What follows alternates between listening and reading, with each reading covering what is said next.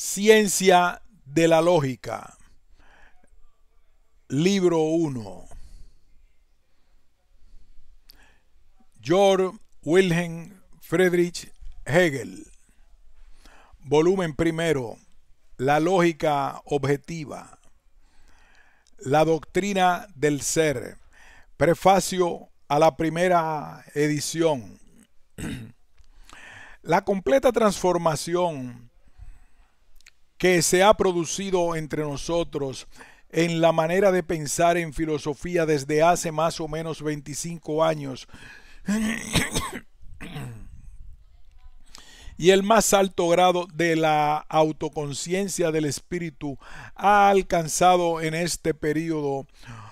han tenido hasta ahora escasa influencia sobre la forma de la lógica. Lo que antes he dicho período se llamaba metafísica. Fue, por así decirlo, totalmente arrancado de raíz y ha desaparecido del conjunto de las ciencias. Donde se oyen o pueden oírse todavía las voces de la antigua ontología, de la psicología racional, de la cosmología e incluso de la antigua teología natural, donde encontrarían todavía interés, por ejemplo, indagaciones sobre la inmaterialidad del alma, sobre las causas mecánicas y finales.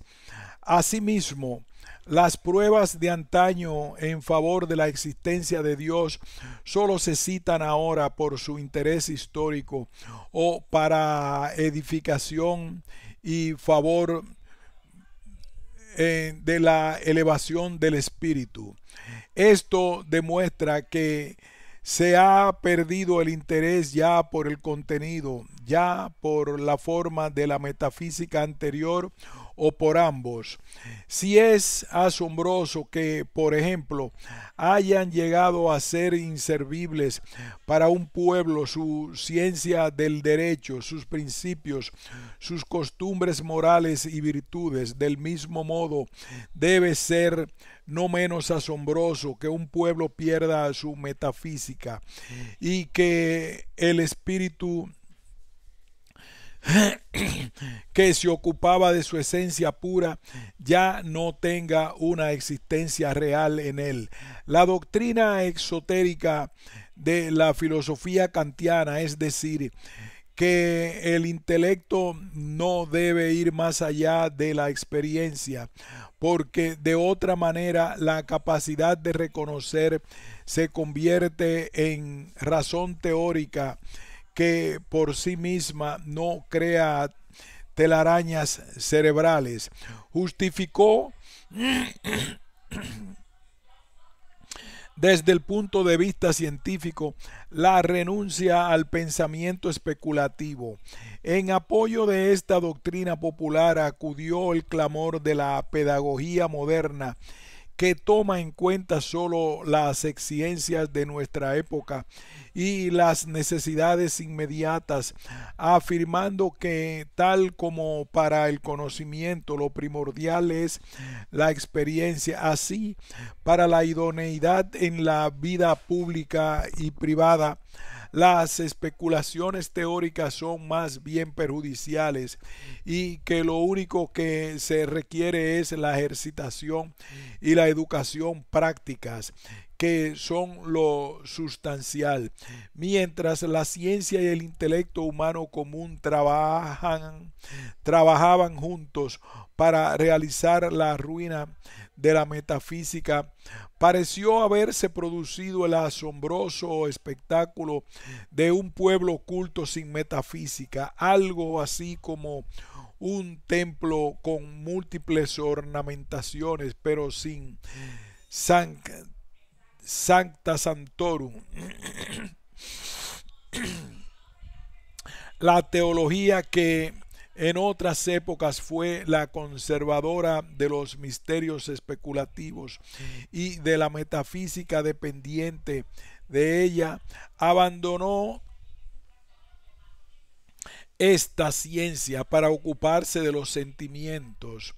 de las consideraciones práctico-populares y de la erudición histórica. A esta modificación corresponde otra, es decir, la desaparición de aquellos ermitaños que vivían sacrificados por su pueblo y separados del mundo, con el propósito que hubiera alguien dedicado a la contemplación de la eternidad y que llevara una vida que solo sirviera a tal fin, no para proseguir ventajas, sino por amor a la gracia divina. Una desaparición que en otros aspectos y por su propia esencia puede ser considerada como el mismo fenómeno ya mencionado. De todo, de todos modos que ahuyentada esta oscuridad, es decir, la incolora ocupación del espíritu retraído en sí mismo y que se consideraba a sí mismo, la vida parecía transformarse en el alegre mundo de las flores, entre las cuales, como se sabe, no hay ninguna que sea negra. A la lógica no le ha ido tan mal como a la metafísica. Desde hace tiempo se ha perdido el prejuicio de que con ella se podía aprender a pensar, lo que entonces pasaba por su utilidad y por consiguiente por su fin, como si únicamente mediante el estudio de la anatomía y fisiología pudiera aprenderse a digerir y moverse, y el espíritu práctico no lo imaginaba para la lógica mejor suerte que la reservada a su hermana, la metafísica. No obstante, y quizás a causa de alguna utilidad formal, conservó todavía un lugar entre las ciencias, más aún se la mantuvo como materia de la enseñanza pública, pero esta mejor suerte solo concierne a su destino aparente, pues su forma y contenido siguen siendo los mismos, pues había heredado a través de una larga tradición, a pesar de haberse diluido y empobrecido a través de la misma. El nuevo espíritu surgido en la ciencia, no menos que en la realidad, no trasluce todavía en ella, pero es absolutamente imposible, cuando la forma sustancial del espíritu se ha transformado,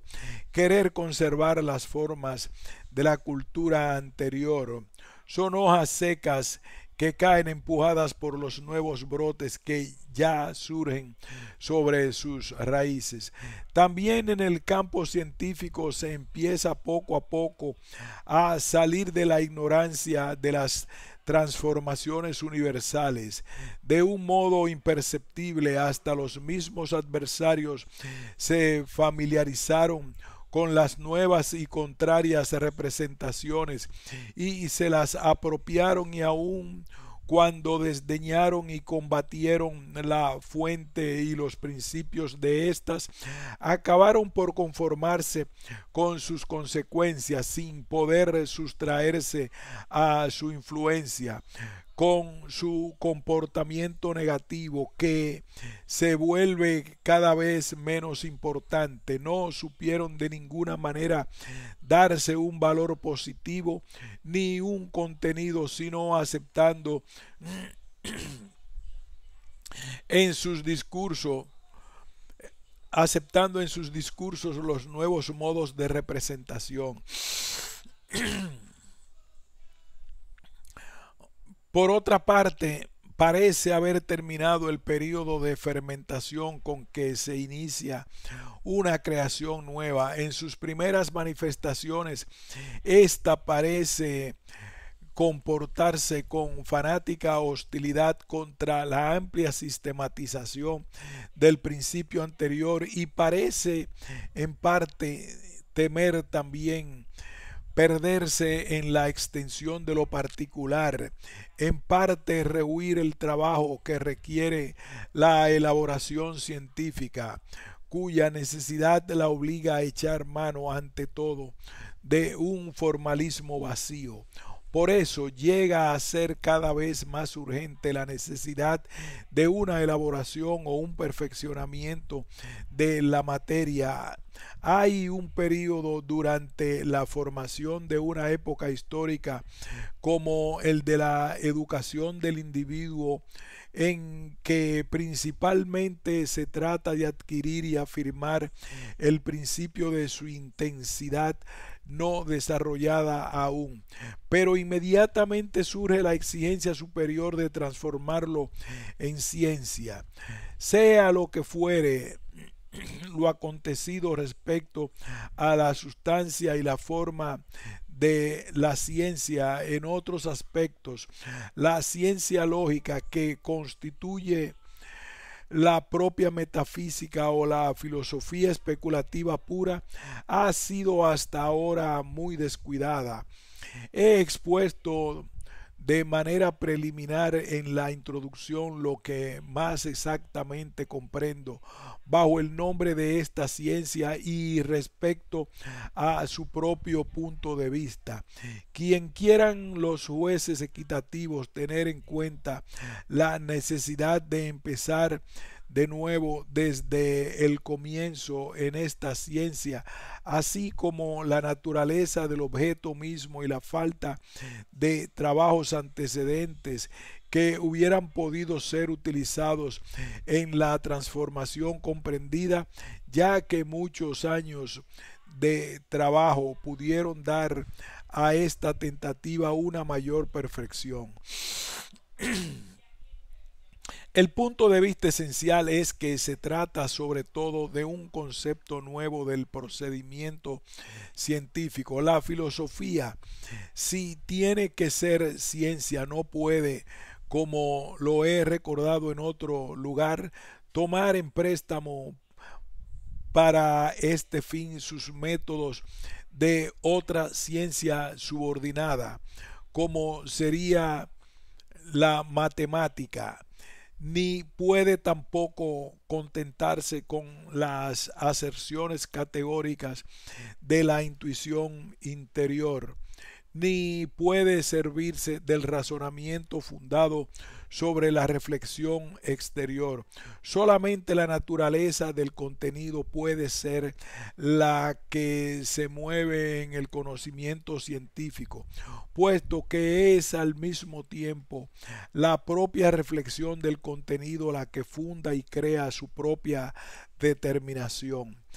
El intelecto determina y mantiene firmes las determinaciones. La razón es negativa y dialéctica porque resuelve en la nada las determinaciones del intelecto. Es positiva porque crea lo universal y en él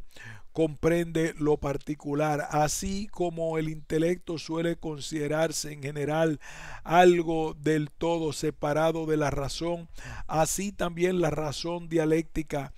suele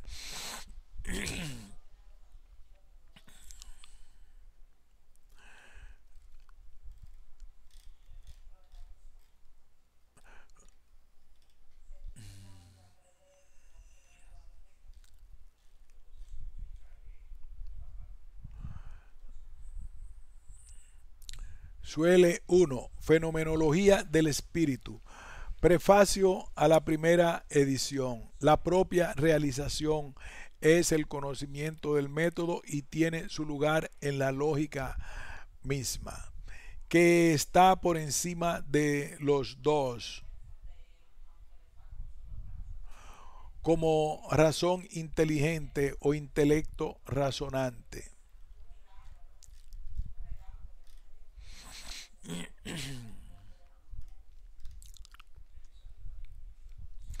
Prefacio a la segunda edición. En esta nueva elaboración de la ciencia de la lógica, cuyo primer torno aparece ahora, me he dado cuenta exacta de la dificultad propia tanto del sujeto en sí mismo, de su exposición y de lo imperfecto de la elaboración realizada en la primera edición. Pero a pesar de haberme ocupado muchos años antes más en esta ciencia y de mis esfuerzos para enmendar tales imperfecciones, todavía debo apelar repetidamente a la indulgencia del lector. Sin embargo, la invocación de esta indulgencia tiene su justificación en la circunstancia de que respecto al contenido de este tratado solo se encontraba un material externo a la metafísica y lógica anteriores. No obstante haber sido tratadas estas en general y ampliamente, y la última hasta en nuestra época, poco ha preocupado el aspecto especulativo del problema. Más bien en todo se reitera el mismo material, a veces diluido hasta pasado lastre. Por ello, de este trabajo a menudo solo mecánico, el patrimonio filosófico no pudo sacar ningún beneficio. Para exponer, por lo tanto, el reino del pensamiento de una manera filosófica, es decir, en su propia actividad inmanente o lo que es lo mismo, de su desarrollo necesario, había que emplear ya desde el comienzo un nuevo procedimiento, pero este material adquirido, que consiste en las formas conocidas del pensamiento, debe considerarse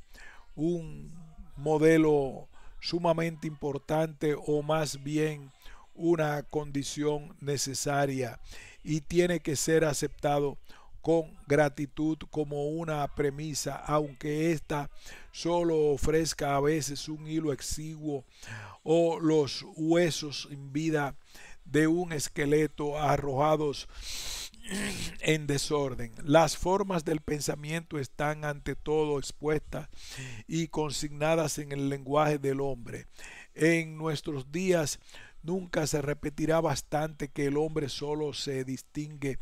de los animales por el pensamiento en todo aquello que se convierte en algo interior, y principalmente en la representación, en lo que hace suyo, ha penetrado el lenguaje, y lo que el hombre convierte en lenguaje y expresa con él contiene escondida, mezclada o elaborada una categoría tan natural. Es al hombre, es el elemento lógico, o para decirlo mejor, tan propio es su naturaleza misma. Pero si oponemos en general la naturaleza en sí, como lo físico, a lo espiritual, habría que decir que lo lógico es más bien lo sobrenatural, que penetra en toda relación o actividad natural del hombre, en su manera de sentir, considerar, desear, necesitar, en sus impulsos, y lo convierte sobre todo en algo humano, aun cuando solo fuese en una manera formal, proporcionándole representaciones y fines. En esa ventaja que en lenguaje posea abundancia de expresiones lógicas, es decir, particulares y diferenciadas, para expresar las determinaciones del pensamiento. A estas relaciones que se fundan sobre el pensamiento pertenecen ya muchas de las preposiciones y los artículos. El idioma chino en su formación no ha logrado llegar hasta allí, o por lo menos lo ha logrado de un modo muy insuficiente, pero estas partículas se presentan de manera absolutamente subordinada, solo un poco más independientes que los aumentos silábicos, signos de flexión y otros elementos análogos, mucho más importantes es que en un idioma las determinaciones del pensamiento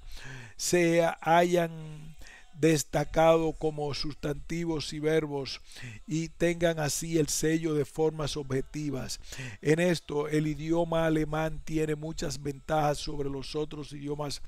modernos. Muchas de sus palabras no solo tienen la propiedad de presentarse a diferentes significaciones, sino que hasta tienen significados opuestos, de modo que tampoco en esto puede dejarse de reconocer un espíritu especulativo del lenguaje. Puede ser una alegría para el pensamiento encontrarse con tales palabras y verse en palabras de significados opuestos, cuya unión es un resultado de la especulación a pesar de ser contradictoria para el intelecto. Por eso la filosofía no precisa en general ninguna terminología especial. Ciertamente hay que aceptar algunas palabras de lenguas extranjeras, las que por una parte ya han adquirido en ella derecho de ciudadanía por el uso, y en este caso donde lo que importa es el contenido, estaría por completo fuera de lugar un purismo afectado. El progreso de la cultura en general y de las ciencias en particular, aún de las empíricas y sensoriales,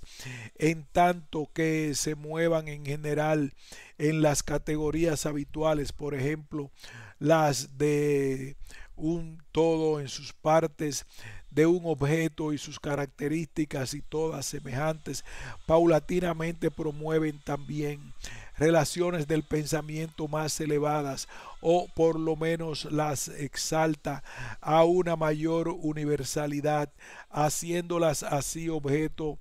de una más esmerada atención, mientras que, por ejemplo, en la física el concepto de fuerza llegó otrora a ser predominante, ahora en los tiempos modernos desempeña un papel principal la categoría de la polaridad, que por lo demás ha penetrado en todo bastante a Tonet a través hasta en la teoría de la luz, es decir, la determinación de una diferencia en la que los términos diferentes están vinculados indisolublemente. Ahora bien, tienen una importancia infinita que de esta manera se proceda más allá de la forma de la abstracción y de la identidad, y por cuyo medio una determinación, por ejemplo, como fuerza,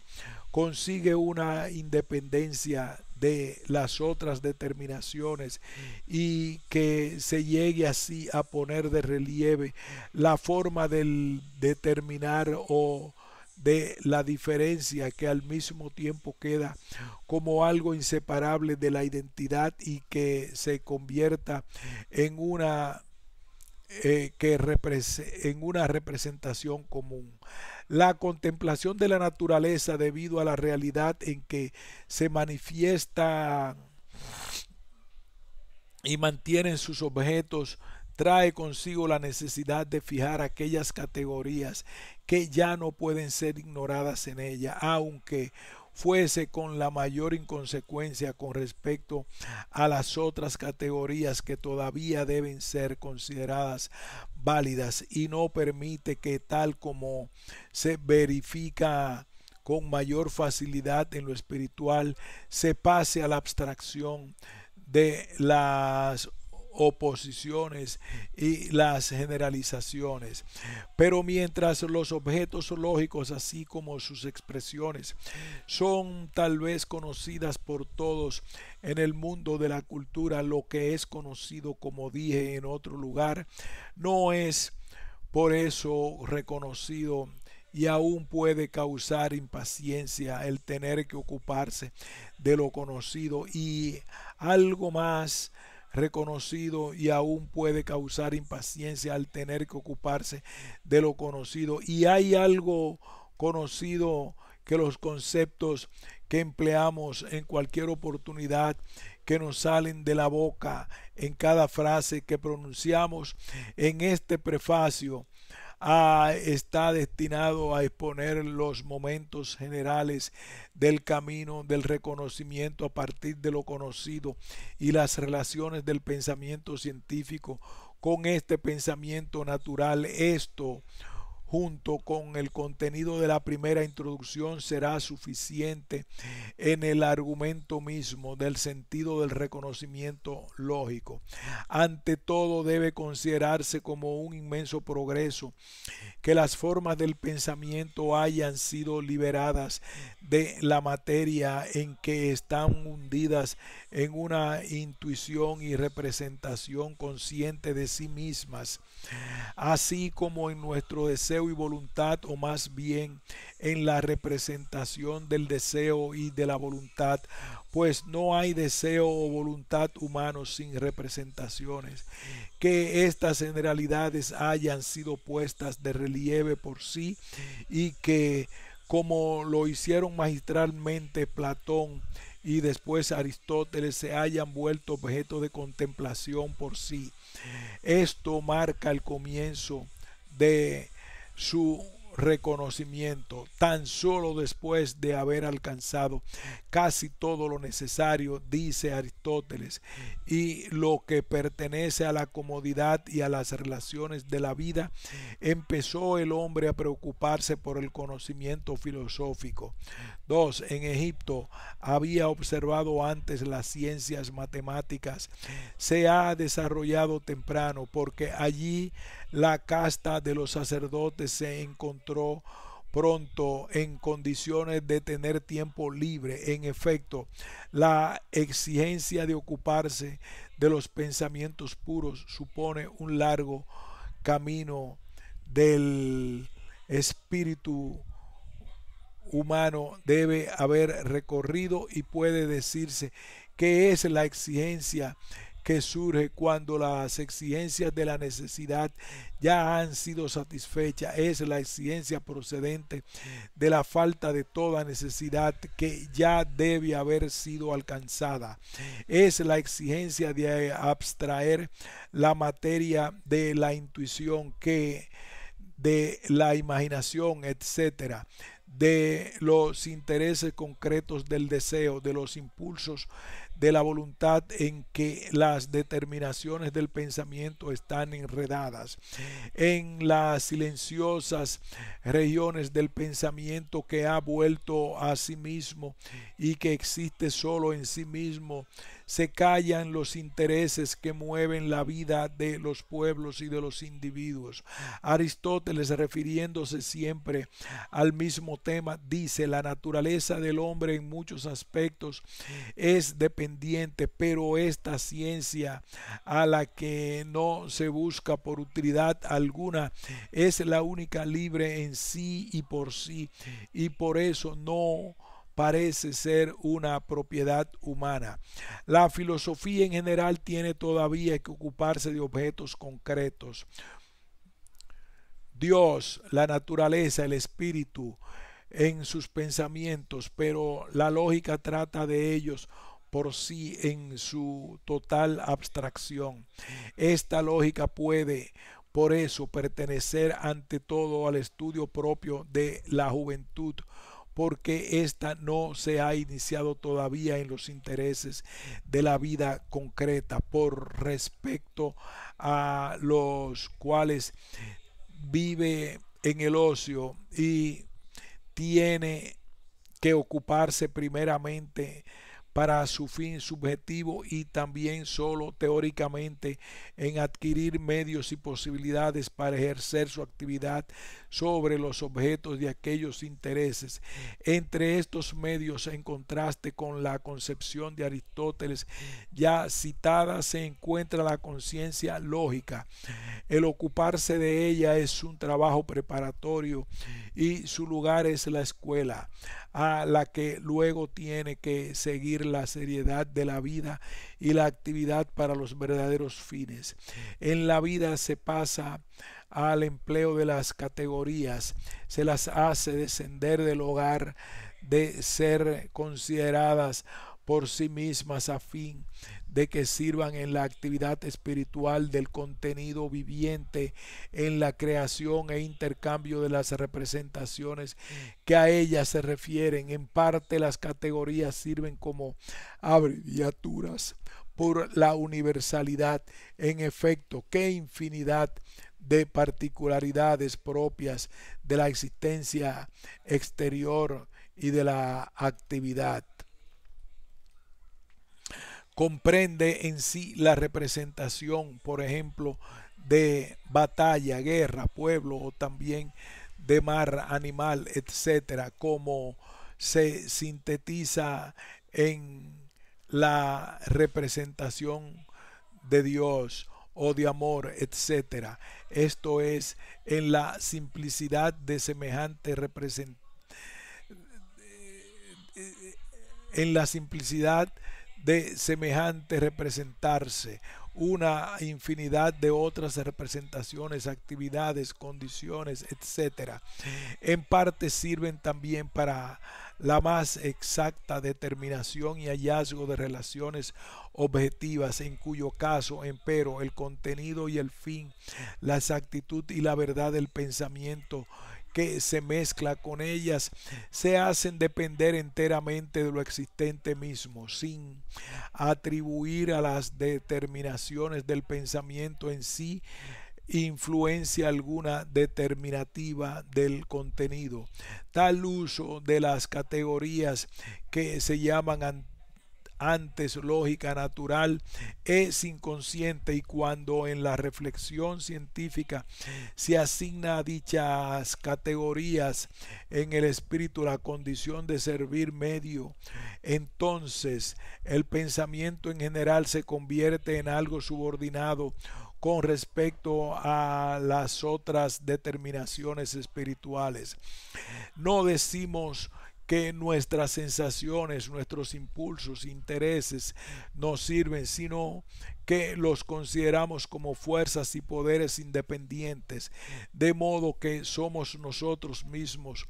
Esta manera de sentir, desear y querer es de colocar en ellos nuestro interés, pero podemos adquirir conciencia de que estamos más bien nosotros al servicio de nuestras sensaciones, impulsos, pasiones, intereses, prescindiendo de los hábitos en vez de poseerlos, y que muchos menos podemos en nuestra intimidad, unidad con ellos, servirnos de ellos como medios.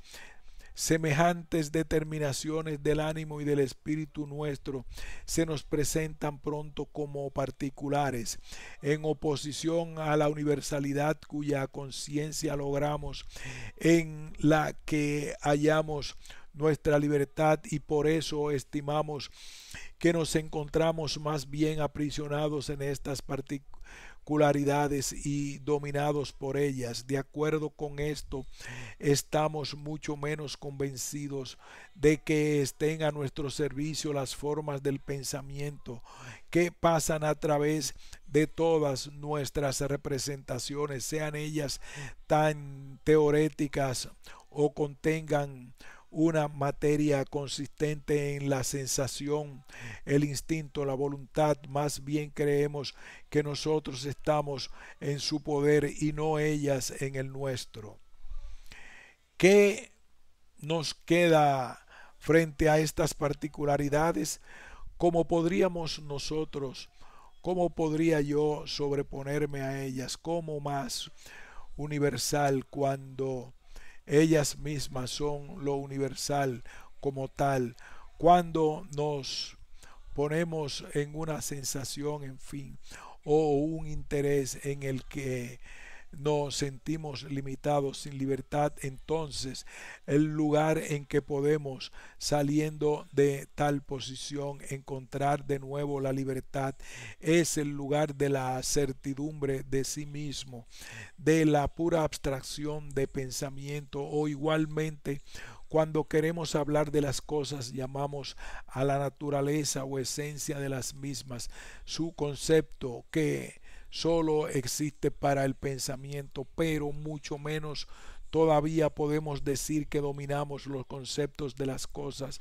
o que las determinaciones del pensamiento cuyo complejo ellos representan están a nuestro servicio. Al contrario, nuestro pensamiento debe ceñirse a ellos y nuestro albedrío o libertad no pueden dirigirlos a nuestro antojo. Entonces, puesto que el pensamiento subjetivo es nuestro más propio acto íntimo y el concepto objetivo de las cosas constituye su naturaleza, no podemos salirnos de aquel acto, no podemos sobreponernos a él y tampoco podremos sobrepasar la naturaleza de las cosas. Sin embargo, podemos prescindir de esta última determinación. Ella coincide con la primera en tanto que da solo una relación de nuestros pensamientos con la cosa, pero no daría sino algo vacuo, porque por este medio la cosa se erigiría en regla de nuestros conceptos. La cosa, sin embargo, ya no puede ser para nosotros más que los conceptos que de ella tenemos. Cuando la filosofía crítica entiende la relación de estos tres términos como si pusiéramos los pensamientos cual medio entre nosotros y las cosas, en el sentido de que este medio más bien los separa de ellas en vez de unirnos a ellas. Hay que oponer a esta manera de ver la simple observación de que precisamente dichas cosas que pretenderían de estar situadas en un más allá de la extremidad opuesta a la que nos hallamos nosotros y el pensamiento a ellas referido no son en sí misma sino objetos del pensamiento y asimismo del todo indeterminados, son solamente un único objeto del pensamiento, la llamada cosa en sí, de la abstracción vacía.